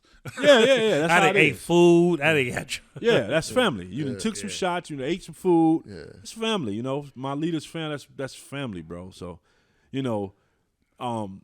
no matter how successful I get, you know what I mean, I'ma always show love to Leaders because they show love to me. You know what I'm saying? They actually broke bread with me, so that's family, bro. Like, and if it wasn't breaking bread, like they really fuck with me, and I've been fucking with them before they even knew who Philmoore was. Yeah. Yeah. You know what I'm saying? Like before they even knew of me, I've been rocking they shit in videos and all that shit. So that's my And, real you know, fan. Diego's definitely appreciative of good hip hop. Hell yeah, know what I'm hell saying? yeah. They from the culture. Yeah. Yeah. Yeah. You know what I'm saying? Shout He's a out huge- to Corey. Shout out to Corey. Diego's From a big the Wu culture. fan. Yeah, I mean, you know what? Corey got this about around the corner. I'm gonna show you when you leave out of here. It's a new spot open up on 51st. 51st. What is it like? It's gonna be. I'll tell you about it. Okay, You cool. know, Yeah, we can't talk talk about it on camera. Can't talk about You it know on what I'm camera, saying? man. Man, Philmoore, it's been good, man. You got any more questions for this man? Nah, man. I think we didn't did enough. I think for this time. Next time you come, you gotta bring us some Uncle Remus. I got you, so man. Say less. Hey, low key, nigga. It's it's an Uncle Remus on 47. It ain't the same. Nah, nigga, fuck that. Hey, you know what I discovered? Okay, one thing I will say. I always say this, man. Shout out to all my niggas out west. Shout out to all the grips out west, man. Yo, Uncle Remus, the sauce is better. It is. It's better than the Uncle Remus mild sauce is better than Harold's mild sauce. But Harold's chicken is better, nigga. I'm gonna stand on that. Harold's got the better cat, and I eat the fuck out of Harold's. Yeah, and I fuck up some Uncle Remus, nigga. They got some catfish. The catfish Uncle Remus is man. That catfish is off the motherfucking chain. When you come to Chicago, gotta hit Uncle Remus, gotta hit Harold. And Uncle Remus give you the rolls instead of, Harold do the white bread and shit. My shit, Uncle Remus give you the rolls. Yeah, you get That's the rolls. The deal breaker. Yeah, and them rolls, especially and you sop the rolls up in the sauce. Gotta sop it up. You gonna make me get some of that shit tomorrow. My whole boy from Brooklyn was like, bread with wings. Yeah, nigga, it's delicious. You make a French fry sandwich. Make a fry. You fold that shit up. Welcome to the city. Welcome to the crib, Chicago. Yes, sir. Yes, sir. Welcome. Yeah, man, we gotta get out of here, man. Yeah, man, it's been good. I appreciate you, brother, for blessing us. Thank y'all for having me, man. We've been trying to plan this shit for a long time. Oh yeah, right. I hit you. Soon as you disappeared for a minute on the gram, I'm like, man, writing that album. Yeah, he working. Yeah, he working. When you popped up, I'm like, you working. That was the first thing I said to you. Like, you working, ain't you? Yeah. What you got coming? You know, if I disappear on that shit, bro, it's yeah. I ain't the one to live on it already, but shit, when I disappear, I'm working, bro. I try to stay the fuck away from it and really lock in. Yeah, it's almost that time again. Yeah, after this run. So I was saying, every time you about to drop an album, feel free to come back and fill us in. You know what no, this is just the first. We gonna keep them going. You know what I'm saying? Philmoore Greene, friend of the show. You better believe it. We gonna keep them going. Like, I'm a friend of a few shows, but same here, man. Like, off camera, we fuck with each other. We gonna keep this shit going. It's all Chicago shit. You know what I'm saying? Chicago we all connected, man. All niggas is cool. You know what I'm saying? Hell yeah. We can all break. It's about time that we get our media shine. Yeah, you feel what I'm saying? It definitely is. So it's like, you look at. I'm sorry. You look at New York. You look at L.A. They got media. They got media. They got different podcasts, different shows. That's popping. Yeah, exactly. So shout out to all the Chicago podcasts that's out here. You feel me? Like we all here creating this space for artists like yourself. Other people. We got some real dope shit coming up too. So it's like it's the time, man. It's all happening when it's supposed to. Divine time. Divine time. That's why I had to tell y'all, like, wait for a minute, because it won't. It got to make sense. Yeah. Now, I got to ask you a question, real quick, before we get out of here. I'm here, bro. Will you do this album? Will you do it? Will you have a live band with it? Down the line, I'm sure. You know what I'm saying? Not on tour, but just like a one-off type thing in Chicago. Like, you know what? I'm gonna bless y'all. No, I actually want to do a show, probably not with all my music, but probably one album, and around one of the anniversaries. But this one right now, shit, I know Apollo on the rock. You know what I'm saying? Right, he want people to hear that shit. Hold off on the live band for a minute. Yeah, let me push this fader up. Push this, and y'all vibe out. Let that bass hit you in the chest. Yeah. You know what I'm saying? I know he want to rock to this one. Yeah. Okay. But down the line, like, I definitely want to do an album with a live band. You know what I mean? Well, not even an album. Just like when you not album. Yeah. I meant to say that. A live show, and I want to dress up in the tux and all that shit. Yeah, because you came out on my Boogie nights. Shout out to Peter Jericho. My brother Peter Jericho. Matter of fact, you said we never met before. We actually did. I met you. I remember that now. At Boogie nights. We did. We did. We met at Boogie nights that we one met time. That night. That one time. Yeah. That's true. Yeah. Yep. Yeah, that shit was that night. That was pre-pandemic. What year was that? I was like, was that 2018? Yeah, 18, 19. Matter of fact, I think you had either just dropped or you was about to drop the Chicago as a third world city. Yeah, that was 2018. That was 2018. Probably so, 17. Yeah, so it had to. I knew it was right around. It was 18 because I did a 6-part series. So I started off at the 18. tail end of 18, went into the 19th, and then that's when I. Yeah, man. 18. Shout out to Boogie Nice, man. It was good. Yeah, I'm gonna bring it back. Gotta bring Boogie Nice back. It's a lot of artists out here that I be peeping. I be keep my ears open. Motherfuckers, man. Yeah, it's all types of talent in Chicago. It's all types of good people, all types of personalities, man. Right, man. You know what I mean? Really trying to like I say, like you was talking about, you a real collaborative dude. I've noticed that about you. You know what I'm saying? So it's just like with Chicago, and we haven't always been known for that. Not at all. But I think enough of us have grown up to the point now we've seen this for so long, and it wasn't always like that. Because you talk about like with our ancestors, with our grandparents, right, and their parents was like when they first came up to Chicago to be the Great Migration, it was all about cooperation. All about cooperation. You know what I'm saying? I mean, we wouldn't have. You know what I'm saying? We wouldn't even have the motherfucking the Stones, the Disciples. Nope. We wouldn't have none of that if it wasn't for having the purpose of them coming together to defend themselves against white terrorism. You know what I'm saying? That's a fact. So we wouldn't have no street organizations if it wasn't for that spirit of cooperation. It wouldn't exist. You know what I'm saying? So we've gotten away from that. Somebody just steered away and got spoiled and just fucked up the whole organization of it. Yeah, exactly. You know what I'm saying? Here we are, still trying to find each other, ourselves. But we, you know what I'm saying? But there's no reason why we've lived through enough, we've seen enough, you know what I'm saying? And we just seen that we all got one common goal. And man, if you want to go fast, go alone. If you want to go far, go together.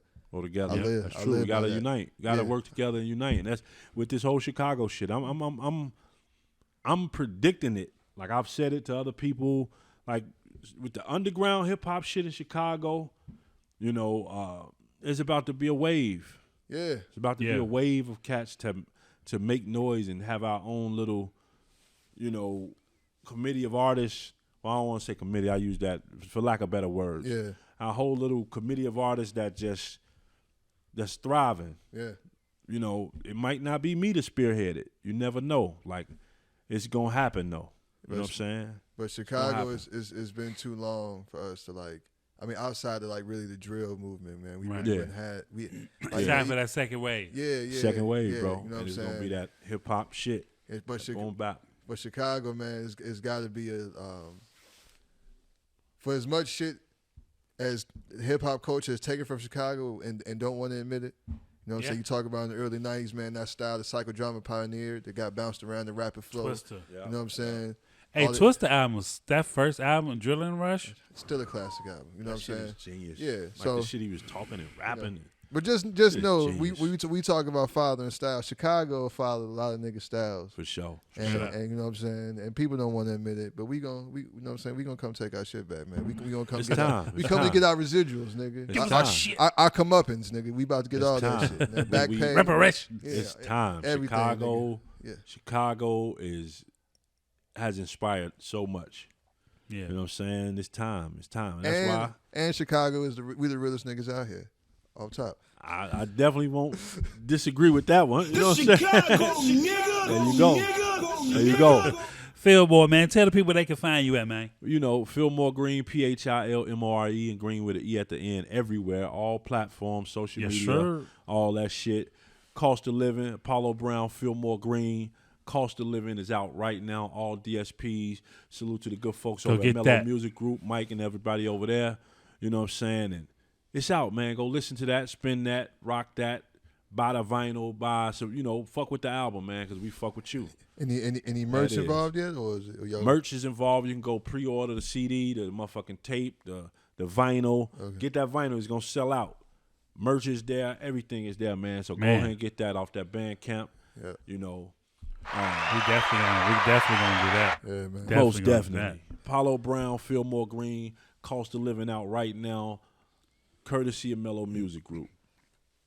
Hey, all right, man. That's what it is. Real, man. Thank y'all for having me, man. Shit, real _the_producer 914 on Instagram, 914_media_group also on Instagram. And yeah, you might find me at your latest or your local Uncle Remus. Yeah. Get a catfish. Give me extra roll. Yeah. Hey, man, I'm your boy, Classic 1979, a.k.a. L Boogie. Shout out to the Leaders fam. Shout out to Philmoore Greene for stopping by and having a great motherfucking conversation, man. This is Easily Offended fucking podcast. We here, man. We out. Peace. The Chicago nigga. Uh-huh. mixing on